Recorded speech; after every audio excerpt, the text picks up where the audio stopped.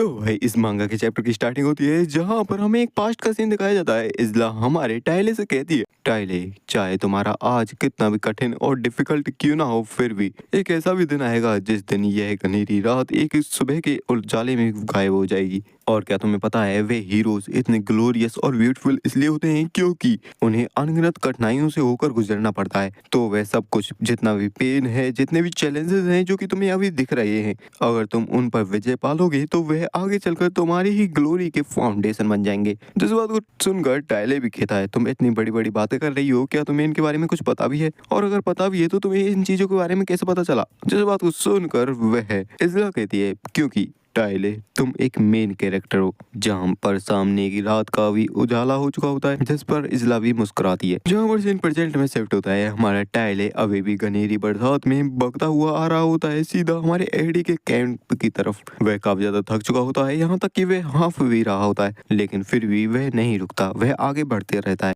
जहाँ पर scene shift होता है उसी मर्चेंट बिल्डिंग का सीन दिखाया जाता है जहाँ पर ट्रेसियाना सारी स्थिति को संभाल रही होती है और देख रही होती है किसी को कोई चोट तो नहीं लगी। और ट्रेसियाना को देखते हुए ब्रेक भी कहता है, क्या मैं सच में सीनियर्स पर भरोसा कर सकता हूँ? और क्या तुम इसके बारे में श्योर हो? वैसे भी चीजें हाथ से बाहर निकलती जा रही हैं, यहाँ तक कि लोअर टेल की बिल्डिंग भी गई और एडी को भी इसके बारे में पहले से ही पता होगा। जहाँ पर हम देख पाते हैं हमारी जेनिका का मग सीधा आकर हमारी एडी को सारी इन्फॉर्मेशन दे दी होती है कि क्या क्या हुआ और कैसे कैसे, और टाइले वहां से जा चुका है। जिस बात को सुनकर एडी भी कहता है, तो टाइले जल्द ही कैंप पर आने वाला है।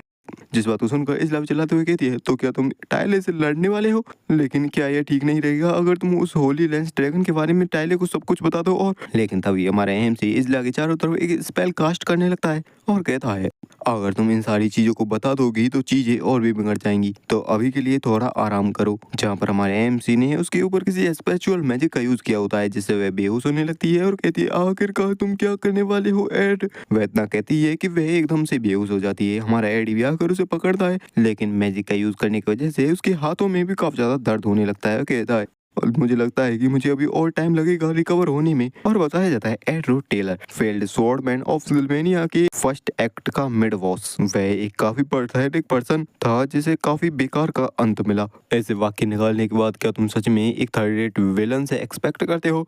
जेनिका फेलवर, प्रोफेसर ग्लास्ट, लूसी मारियाल, क्रिपिन रोड टेलर और होली लेंस ड्रैगन वेलरॉक, क्या सच में उन लोगों से कंपेयर किया जा सकता है जो कि पहले टाइले मैक्लोर के रास्ते में खड़े थे? सभी की अपनी अपनी कहानी थी और अपना एक प्रॉपर रीजन था, फिर भी एड्रो टेलर में कई तरीकों से कई कमियां थी।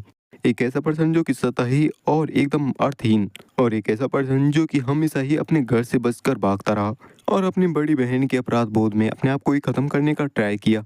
यह कोई ऐसी स्टोरी नहीं है जिसे मेन कैरेक्टर को सुनना चाहिए। अगर सही तरीके से कहानी चलती तो एक ऐसा पर्सन जिसे पहले ही पूरी तरीके से खत्म हो जाना चाहिए था इस स्टोरी से, अब एक एक्ट का एक फाइनल बॉस बन चुका है सिर्फ कहानी में आए बदलावों की वजह से, और वह है एड्रो टेलर। जहाँ पर टाइलर चिल्लाते हुए कहता है, एड्रो टेलर। एडी भी अपने फाइटिंग स्टाइल्स में आते हुए कहता है, हाँ मैं यही हूँ। तब इसी शिफ्ट होता है, हमें ड्यून का सीन दिखाया जाता है जो कि प्रिंसेस के सामने घुटनों के बल बैठा हुआ होता है। वह कहता है, मुझे नहीं पता कि एडी इसमें इन्वॉल्व है या नहीं, फिर भी लोअर टेल के जितने भी धोखाधड़ी के सबूत हैं वे कैंप पर पड़े हुए हैं, तो हमें अभी वहां पर जाना होगा। जिसकी बात सुनकर प्रिंसेस एकदम शांत होती है। ड्यून भी इस सीन को देखकर मन में सोचता है, कोई भी पहले एक्ट नहीं करेगा, आखिर प्रिंसेस कैसे इस पर एक्ट करेंगी? क्या वे खुद से कैंप की तरफ जाएंगी अपने दुश्मन लोअर टेल के लिए इनको नीचे गिराने के लिए, या फिर उस तरफ जहाँ पर उस बिल्डिंग में यह पूरा इंसिडेंट हो रहा है? हमारे पास कोई और चॉइस नहीं है बल्कि इस प्रिंसेस को ही ध्यान में रखना होगा। हालांकि तभी हमारी लूसी कहती है, कैरेज ड्राइवर को कह दो कि वह अपनी कैरेज को तैयार कर ले।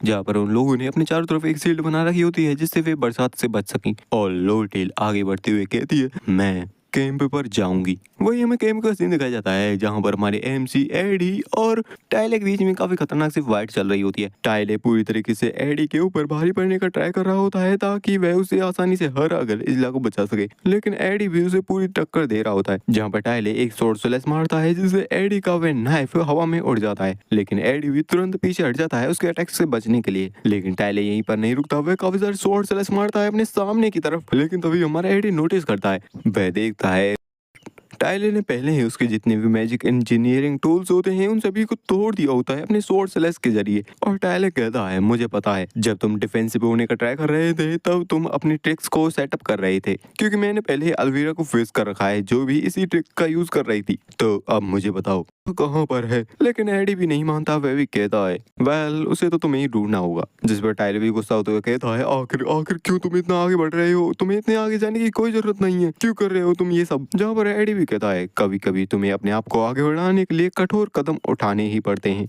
जिस बात को सुनकर हमारा टाइलर भी चिल्लाते हुए कहता है तुम तो सच में स्पिरिचुअल मैजिक के लिए एकदम पागल हो चुके हो। जहाँ पर हमारे एडी ने अपने एक और मैजिक इंजीनियरिंग टूल से उसके ऊपर अटैक किया होता है, जिसे टाइलर बीच से काट देता है और मन में सोचता है क्या यह कोई इम्पैक्ट एम्पलीफायर वेव बॉल है। अगर मैंने इसे ऐसे ही काट दिया तो वो भी इसके एक्टिवेट होने से पहले।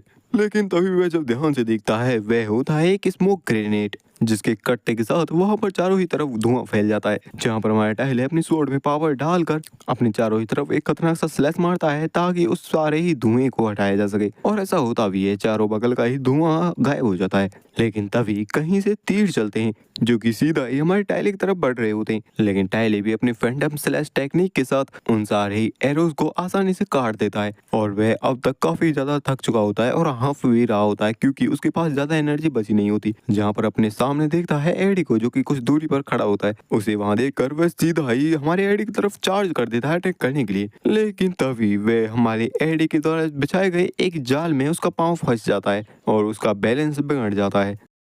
मौका पाते ही हमारा एडी भी अपनी बो के साथ उसके ऊपर अटैक करता है और टाइले के हाथ से उसके स्वॉर्ड को दूर फेंक देता है और वह तैयार होता है एक और काफी खतरनाक सा अटैक करने के लिए। लेकिन तभी हम देख पाते हैं हो चुका होता है काफी खतरनाक सा अटैक, जिससे हमारे एडी के गाल पर तो कट लगता ही है, साथ ही साथ उसकी बो भी बीच से कट जाती है। और टाइले कहता है मुझे तो तुम्हें उसी सीवन में उसी दिन काट देना चाहिए था। जहाँ पर उसने अपने माना के साथ बना ली होती है एक और नई स्वॉर्ड, जिसे देखकर हमारा एमसीयू कहता है ये तो वॉइड स्वॉर्ड स्टाइल। जहाँ पर वह टाइले को रोकने के लिए आगे बढ़ता ही है और कहता है आगे बढ़कर देख सकते हो। जहाँ पर वह टाइले को चकमा देने के लिए सबसे पहले उसके ऊपर अपने रोब को फेंकता है। लेकिन टाइले भी काफी आसानी से उसकी उस रोब को बीच से काट देता है और वह अपने मन ही मन सोच रहा होता है मैं इस मौत के पेन को नहीं सह सकता ज्यादा टाइम तक। मेरे खुद के ही अलाइज मेरे ही ऊपर अपनी स्वॉर्ड को ताने हुए हैं, तो अब मेरे अलावा एड्रो टेलर को कोई भी नहीं रोक सकता। अगर मैं यहाँ पर हार गया तो इज़ला मर भी सकती है। अगर यही बात है तो मैं होल्ड बैक नहीं करने वाला। मेरे स्ट्रॉन्गेस्ट अटैक के साथ जिसे मैं कर सकता हूँ मुझे इसे काट कर रखना होगा। जहाँ पर वह अपनी आंखों को खोलने के साथ अपने सामने करता है काफी खतरनाक सा स्लैश अटैक और वह अटैक सीधा जाकर हमारे एडी से हिट हो चुका होता है और इसी के साथ एडी बीच से दो टुकड़ों में भी बट चुका होता है। इस टेक्निक का नाम होता है स्पेटियल सर्वर। इस अटैक को करने में उसकी भी काफी ज्यादा पावर लगी होती है, उसके मुंह से भी खून निकलने लगता है। लेकिन तभी वह अपने सामने सीन को देखकर काफी ज्यादा चौंक जाता है क्योंकि वह देखता है उसके सामने खड़ा पर्सन कोई एड्रो टेलर नहीं था बल्कि था एक क्लोन। और वह क्लोन हमारे एमसी ने अपने एक मैजिक इंजीनियरिंग टूल विजन डेक्स नाम की एक टेक के साथ बनाया होता है। तभी अचानक से एडी उसके पीछे आ जाता है और टाइले को चोक करके नीचे गिरा लेता है। इस टाइम पर टाइले का ज्यादा गुस्सा होता है, वह कहता है तुम एडी रो टेलर। एडी भी कहता है स्पेटियल सेवर, तुमने सच में अपने आप को काफी ज्यादा अपग्रेड कर लिया है। और वह स्मर्क करता है और मुस्कुराते हुए कहता है ये तो मुझे काफी पसंद आया। और भाई इसी के साथ ये चैप्टर यही एंड होता है। वीडियो को लाइक चैनल सब्सक्राइब कर देना for next chapter. Thanks for watching.